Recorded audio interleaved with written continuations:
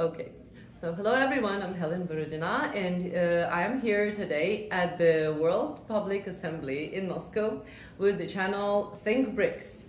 Anastasia and Alessandro. Anastasia is Russian, Alessandro is Italian, and I actually met them at the BRICS summit in Kazan in 2024, where I was on the international team with Jason Ross representing EIR from the United States of America, the LaRouche movement, and Sébastien Cerroni also representing EIR, but from Institut Scheller in France. And so there have been a lot of BRICS-related events since then, and we have all done some work, and we meet again at this event, and so I decided that we should make an interview together. Thank you, Elena. Helen. Yeah. How do you prefer? Well, actually, it's a pleasure to meet you again.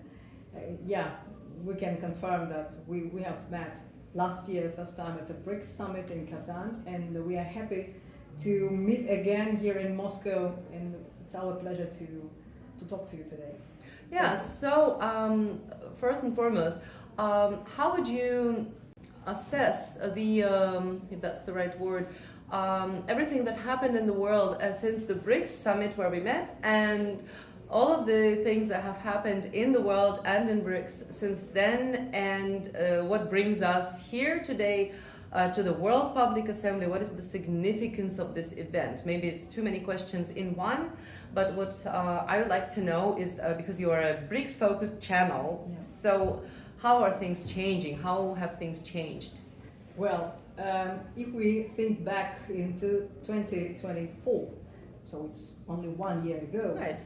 And in this year, 1 year ago it was Kazan summit, and there was also this year it was Rio de Janeiro summit in Brazil. So we may discuss two summits in a year. Yeah. Well, what happened during this period, 1 year? First of all, I should underline. And the most important thing, in my opinion, is the BRICS became 10 members, not 5. And there is a partner belt, another 10 countries. So now BRICS represents almost half of the world's population. And the GDP is growing from year to year. Today it is about from 35 to 40%. What else? What is the most important? What happened this year? Was an interesting year because the summit in Brazil was earlier related to the one that have been here in Russia. It was October 2024, and now they already made the summit in July, and a lot of people were a bit skeptical about the results. But I think, and not only me, many of the people that we interview agree on this thing about the fact that it was a very successful summit. I think because of Trump, in such a way, because in January we had the election of not the election.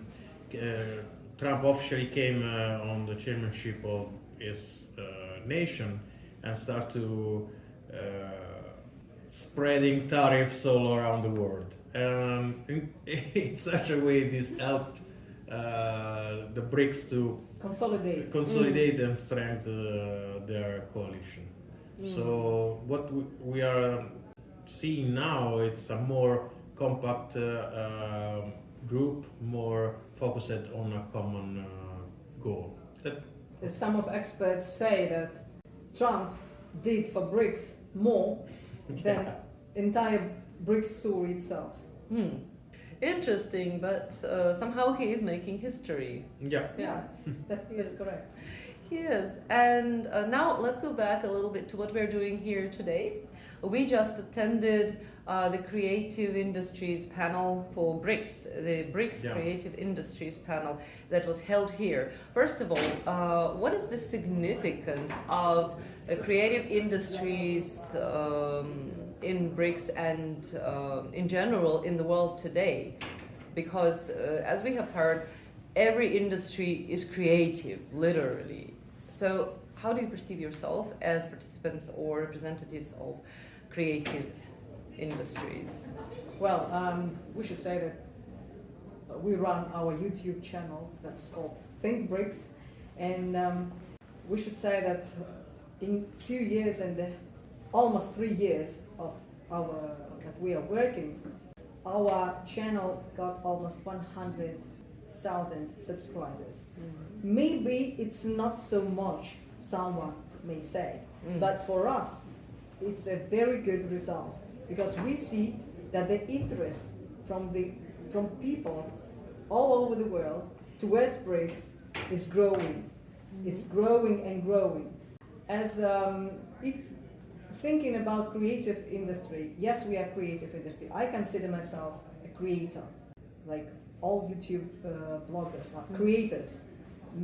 Today, the session we have visited together was dedicated to creative industry in general. Yeah, it's a very, I don't know, the concept that may be applied to everything, Right. from the clothes design to blogging on YouTube. Right. It's all creative industry. Mhm. And as a person who runs a YouTube channel dedicated to BRICS and BRICS agenda in general, we place the question if it's possible to create a BRICS media platform, Right. like a branch of creative industry inside BRICS. Mhm. And we have found that there are a lot of obstacles to do Right. that. Well, which ones? Legislature, first one. Oh, so. Then the legal. BRICS is not an institution. Which is So- strange. It's not like United Nations. It's not like SCO, for instance.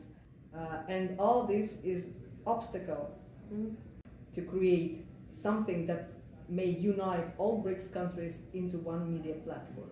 And that's a pity. Right. For me. It is. By the way, this reminds me that Schiller Institute held a conference which was called Mankind is the Only Creative Species. And it actually was very impressive. That was back when I just met Schiller Institute. That actually we owe it to ourselves to develop creativity, to grow in creativity. So everything that humanity does, everything that BRICS enthusiasts and experts and professionals and politicians do should actually stand on building up the creative power of humanity, because it must not be arbitrary, it must not be spontaneous. So what you're suggested with the BRICS platform, a creative platform, is actually a very good idea, and I wonder why it is not discussed on a higher level yet. No, to be correct, they started to talk about this. The day before the summit in Rio, they organized an event to talk about the BRICS media platform. So Yes. something is moving. Yeah, but the obstacles. Yeah, but at least they start to move. Yeah, that's important. That's Small the steps. first step. At Yeah, least the first fact step. that the question was posed, Yes. and Yeah, if there is a question, Because we there are is a not- movement to find an answer. yeah, we are not talking only about creativity. We are talking even more about soft power. I mean, the fact that the power of the West, in particularly USA, is based mostly on Hollywood. This is a fact. So recently we published an article on our Substack blog about a book written by a Chinese-Canadian guy, Dan Wang, if I don't remember wrong. And this guy said that the power of USA can be only based on Hollywood now, because China is moving as an engineer country. So China is building, and of course the BRICS behind China. and USA is still on Hollywood, financial, and all these things that are not producing real value for the people. But still today, Hollywood as I say Hollywood to say the propaganda machine Yes. of the USA still works. People still believe that China is, I don't know, third world country, or Russia has poor people all around the street, and you know, all these things. So the BRICS need something that is in contrast with this Hollywood machine. Right. And they have also the you know, the capacity, the resources like Bollywood in India. In India, yeah. But also China is now producing a lot of animation, movies, things that are very high quality and deserve to have a larger audience, not only on the BRICS part of the world. Right, so actually when we talk about the creative industries in BRICS, we talk about creating value that would be recognized everywhere in the world. Yeah. Right, and what you just said makes perfect sense. But other countries, they also should develop. Like the USA, they should step out of the Hollywood pattern of the circle. They need to unbreak the circle somehow. Well, this brings me to my next question, I think. So when you started your own channel and you wanted to do only for BRICS, right? How did you see your mission? We didn't start the channel to talk to the BRICS country. We did it to talk about BRICS in general. What I just told you, it's about the fact that we must promote the BRICS idea, the multipolarity. This is the real concept that is at the base of the BRICS project. Because multipolarity, like BRICS, even the Shanghai Cooperation Organization or the ASEAN, all these organizations are moving toward to multipolarity. Yes. And this is the concept that we like to promote in general. Of course, BRICS is the largest, the most popular brand, even if it's not a brand, because there is no official brand about BRICS. Yes, that so was everybody uses BRICS to sell even potatoes. I was talking with a guy and he said, an Indian from the panel we attended, he said, I knew company that sell potatoes under the BRICS name. Yes. Yeah. So I don't know if the idea of a secretariat of a central organization it's a good idea, or if it's better to have this fluid thing. I don't know. I'm open to both of the solution. I would not like to have a copy of the UN. That's sure. But anyway, the idea was to promote in general this concept, even for the Western audience, because YouTube is more Western oriented in such a way, right. And our audience is mostly from USA, Canada, UK, and we have a lot of followers from that countries. That means that even inside the West, people want to see another world. Yeah, and what age group, by the way, are mostly your followers? Senior people. Yeah, senior people, because I think geopolitics is more for this kind of people, or at least maybe our format is more oriented. It was not voluntary. It was not something we decide, but you know, the algorithm and and the preference of the public. It's not on our. But we would like to move also to the younger generation,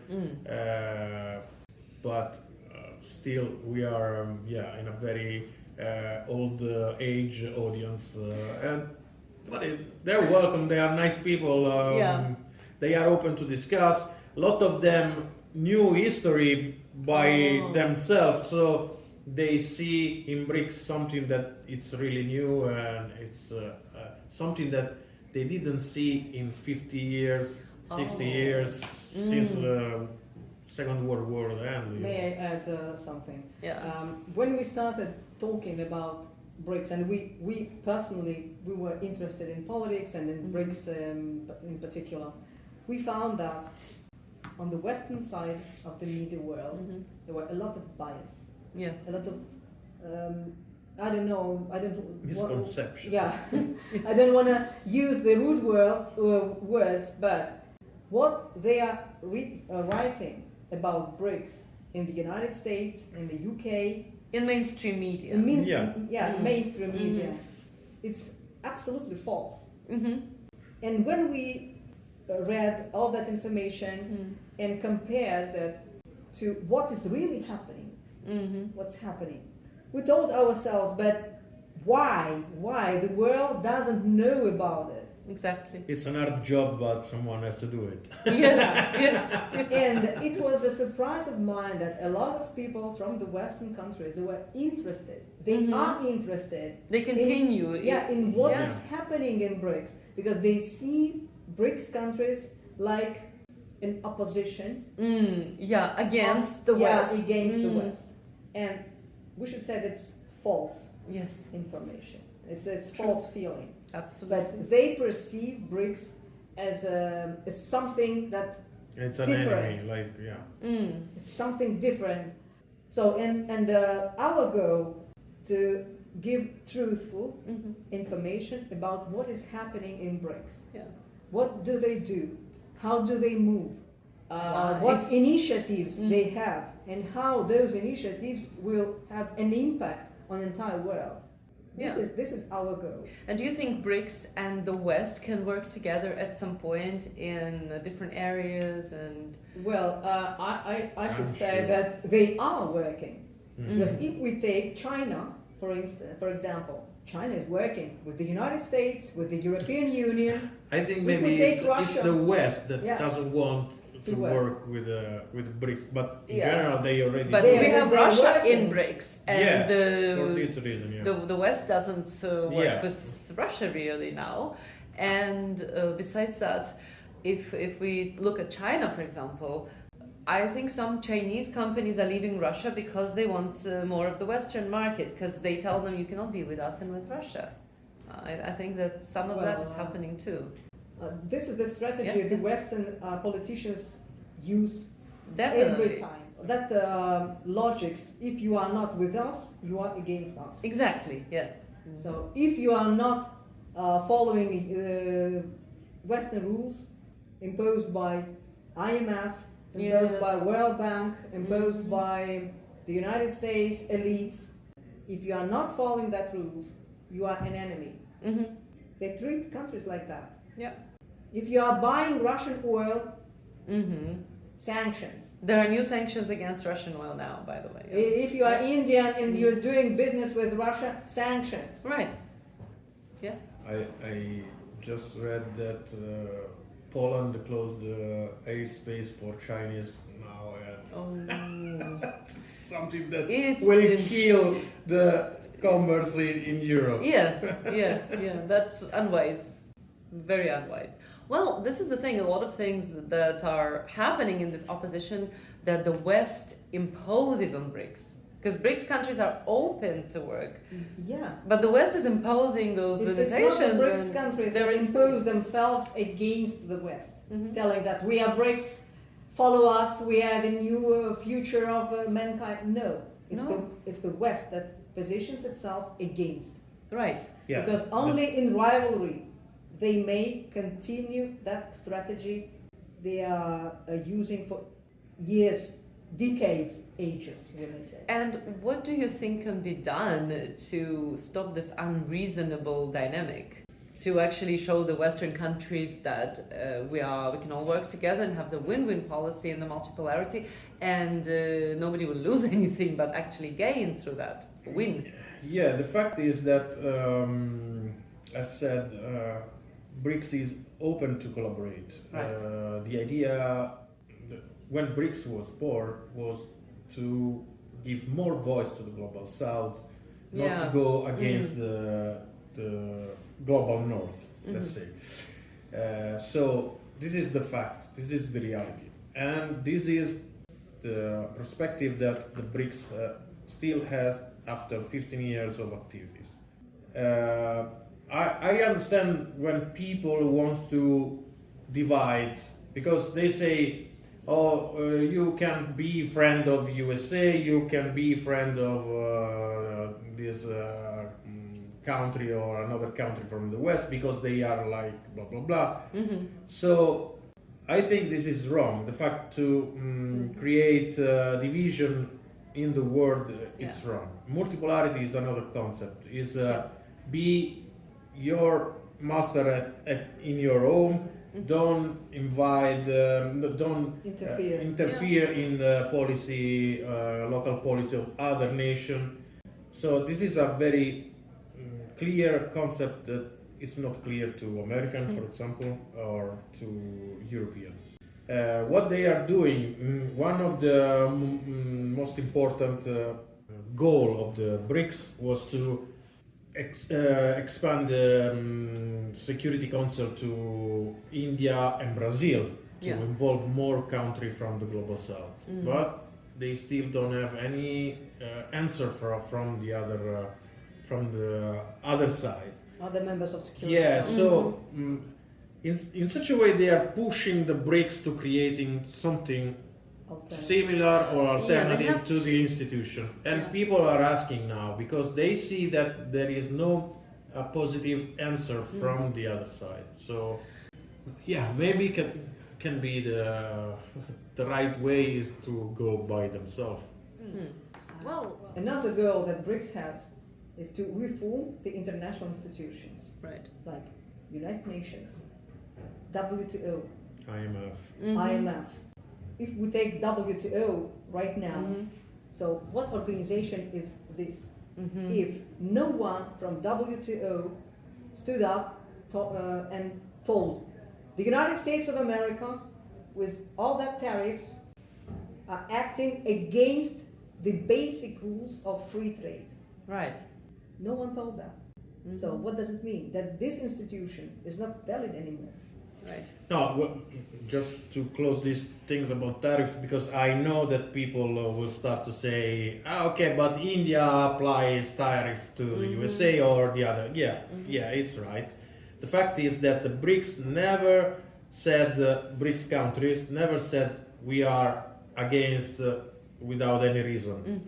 We are open to discuss. The fact is that if you impose something without discussing, this is an imposition. This is a weaponization of the tariffs, and more. It's more important the fact that Trump threatened BRICS country for political reasons, not only for economical reasons. Because if you threat India because they buy oil from Russia, or Brazil because they condemned Bolsonaro.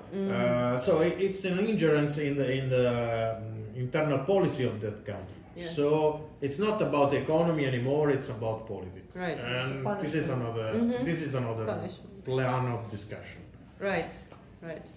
Oh. So that's why we are at Think BRICS. We are trying to reveal all that shadows of international politics inside BRICS. BRICS and other countries, BRICS and the West, West and the BRICS, and etc. So subscribe to our channel and follow us. Yes, do. And by the way, what interesting experts have you interviewed? Can you say a little bit? Are they only BRICS experts or? Oh, well, we have the pleasure and the honor to have people like famous journalist Pepe Escobar or George Galloway. That is another very important media and politics person. I don't know, even a blogger like Li Jingjing that has 5 million followers on Facebook. I think it's a popular figure. But no, we are going to interview Nogueira, Paolo Nogueira Batista. Paolo Nogueira Oh, Batista, that wait was for a it. vice president of the NDP. And we Mm. hope to make more interviews with relevant people. So what do they mostly talk about? What is their area of expertise usually? Well, it depends on the topic we discuss. For example, if we invite an economist like Warwick Powell, Warwick recently, Powell. it's one of the most famous economists on YouTube. He has a lot of followers. So we are, of course, we are discussing the issues related to the economic situation. Well, we avoid talking about war and military affairs, but unfortunately, the world is moving so fast that sometimes we cannot avoid this topic at all. And one of the famous military observers, Scott Ritter. Oh, you have One. spoken to him. We have spoken to him. Yeah. So what is your general message to the world, to the BRICS world, to anyone who maybe has worked with you, interviewed with you, or considering to talk to you? What would you say to the world? I would say something. I would say, don't see the world as black or white. Don't see geopolitics as black or white. It's a nuanced situation. So, if something is moving in some direction, sometimes it's not a clear direction. Maybe is a tactical situation. So be careful of what the media says, because also telling a part of the story is a plan, is a game to distract you from the real reason of what is going on, and try not to be managed by an algorithm. So don't watch only what the YouTube is pushing to you, but come to our channel, choose your topics, watch other videos that has, I don't know, few views, but they are more interesting about more deeper in other concepts like AI or other things that are very relevant in this moment in the world. Oh, I would like to add to the viewers, continue asking questions to yourself and to the media, and don't be afraid to raise difficult discussions, because the media outlets, the main media outlets, in general, they try to distract, like Alessandro told, distract your attention from the most important things to the less important. Yeah. That's it. Thank you. Thank you. Thank you. Thank you. Thank you all for watching, and thank you. Thank you. Thank you.